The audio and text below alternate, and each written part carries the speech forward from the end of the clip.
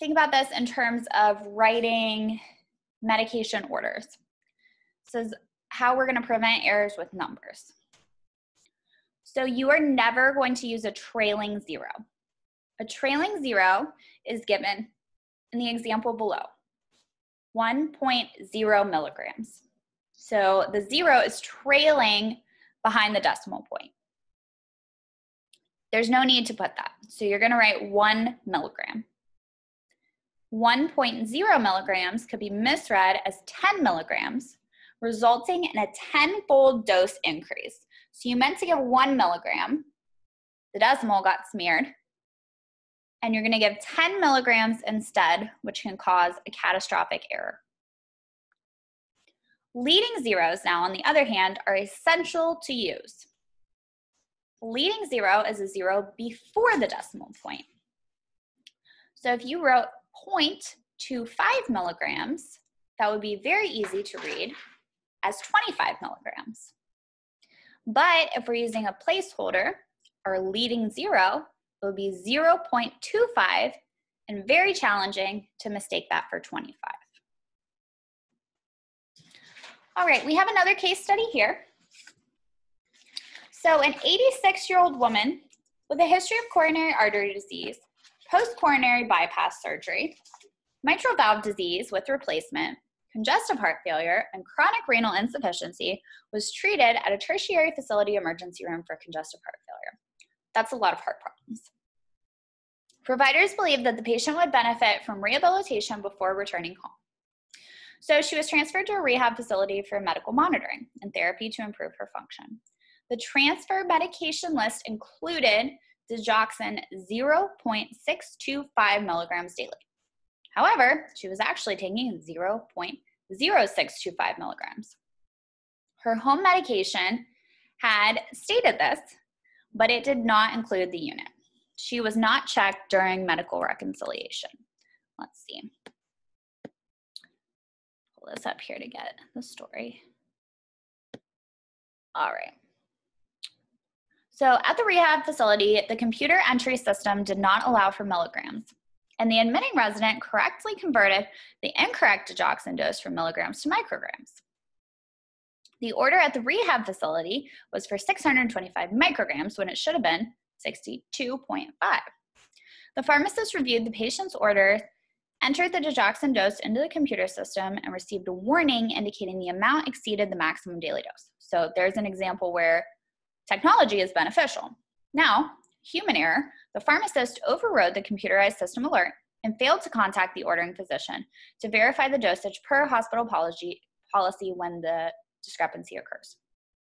So the pharmacist should have known that was an appropriate dose, should have notified who ordered the medication, and should have followed hospital policy. But moving on, the registered nurse transcribed 625 micrograms daily to the medication administration record and documented that medications were administered. Thus, the patient was given 10 times the intended dose of digoxin for 4 days. So they were supposed to get 62.5 micrograms, got 625 micrograms. So the patient got that for 4 days. She complained of nausea, was treated with compazine and Zofran. Her heart rate dropped into the 30s. We know a normal heart rate is 60 to 100, so that's very low. Her blood work revealed an elevated potassium level of 7. Do you know what a normal potassium level is? 3.5 to 5, so that's dangerous. Further testing showed a digoxin level of 27.5, when we're supposed to be 0.8 to 2. She was transferred to a tertiary facility for treatment where she returned to baseline. After the incident occurred, the rehab admitting nurse denied that the patient received digoxin, stating she had neglected to circle it on the form to reflect that it was not given. The nurse amended the medical record to indicate she did not provide the digoxin, and then she dated the note as if she had written all of it that day. 6 weeks later, the patient died. So the nurse here committed a medical error. Okay. She gave what she was supposed to. That was it. She transcribed it on there. And then she lied about it. So I think if this was, a situation that we were involved in, okay, an error occurred. If we had just culture, we would report it And the risk management team would look back to say, hey, what happened? So the physician, the pharmacist, and the nurse were all at play. It wasn't just one person. Maybe the pharmacist, I feel like he kind of screwed up. But the nurse then lied about it and covered it up. And we know that lying and covering things up is just going to create a bigger mess, and the patient ultimately died. So that's a sad story. All right, reading labels. So this is an example medication label, and you may see these. The medication label for Motrin is here. So we know Motrin is the what trade name, and ibuprofen would then be the generic name. We have our form listed. In this case, it would be tablets. We have the dose. So one tablet contains 400 milligrams. Your label may also include expiration date, which it should, and then combination forms. So if there's 2 active drugs in there, you will see both. All right, another case study here. So this case study is about a pediatric patient. We know pediatric patients, very high risk. I would encourage you to always have somebody else to talk this through with. So a 17-month-old toddler was brought to the emergency department by her parents with concerns about an infection around the eye. The triage nurse took the patient's vital signs, including her weight, and escorted her and the parents to a room for evaluation. The resident and attending physician diagnosed an uncomplicated periorbital cellulitis, so like a soft tissue infection around the eye, and prescribed clindamycin, an antibiotic, 225 milligrams orally 3 times a day, based on the patient's weight. We all know it's based on kilograms, weight-based.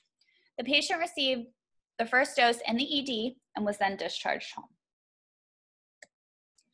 The following evening, the patient's mother called the ED to report that the patient's discharge paperwork listed a weight of 25 kilograms rather than her true weight of 25 pounds. Remember how 1 kilogram equals 2.2 pounds, so that's a huge deal. The mother, a medical student, realized the potential implications of such an error and asked the resident on duty to recalculate the appropriate dosage. The patient's dose was changed to 113 milligrams 3 times daily, and the patient continued the course with resolution of the cellulitis.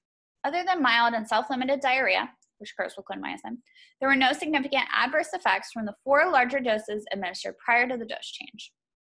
On further investigation, the initial triage nurse incorrectly entered the patient's weight, 25 pounds, as a weight in kilograms in the electronic medical record, an error that was not caught by other providers through the ED visit.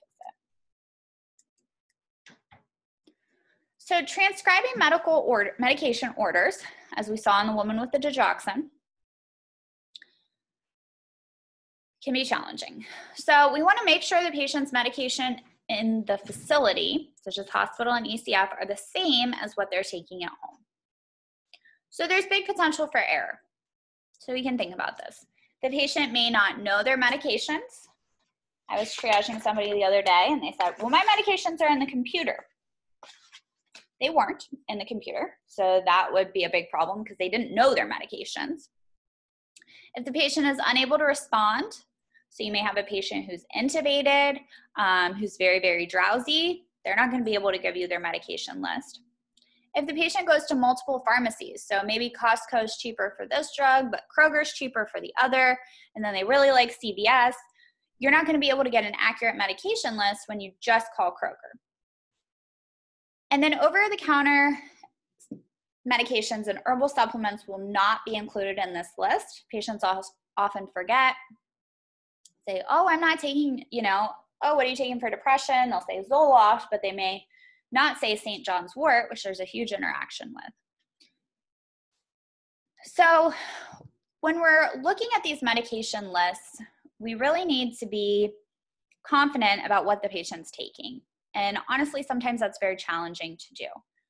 So some steps to do it: look at the prior medication record, what the patient has taken in the past, go over it with them as much as you can, call to verify at the pharmacy, figure out which pharmacies they've gone to, verify. You may need to call their primary care provider's office The best way to do this, though, is a brown bag assessment. A brown bag assessment is when the patient brings in all of their medications. Sometimes patients will bring in like a tote that they would store Christmas decorations in. I mean, like a huge tote or a lunchbox or shopping bag with all of their medications. And sometimes it's very challenging. You pull out prescriptions, they have 4 of the same medication, but at different doses. So it's kind of like a puzzle to figure it out. But we talked about interactions. We can have synergistic effects where medications can compound on each other. So it's very important to have an accurate medication list. When admitting an elderly patient to an acute care setting, which nursing strategy is most appropriate to prevent medication errors? A, call the primary care physician to verify current medications. B, ask the patient's family to verify medications the patient was taking at home. C, ask the patient to provide you with a written list of all medications being taken at home. Or D, ask the patient and family to bring in all medications the patient was taking at home. So it's D, and kind of think about, when we're talking about teach-back method, you really have to have a high suspicion that people are not being truthful with you. So they could give you a list, they could say they know how to administer insulin. Until you actually see it, you're not going to 100% believe it. So having them bring in medications that they're taking at home is going to be the most accurate way. All right, and do we remember what it's called when patients are taking a lot of different medications, specifically more so with older adults? So we call that polypharmacy. Put that here.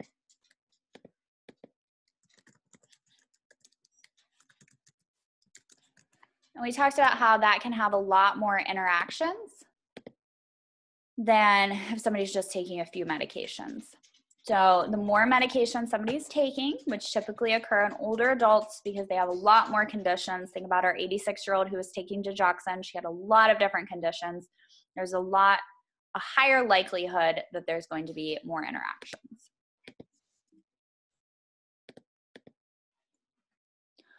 All right, and then we have some components of writing medication orders that I know we went over, but we'll go over it again. So there's 7 essential components. The client's full name, the date and time the order was written, the name of the medication, generic is always going to be more accurate, the dose, how much is the patient taking, the route, frequency, and then the signature of the prescriber or the proxy.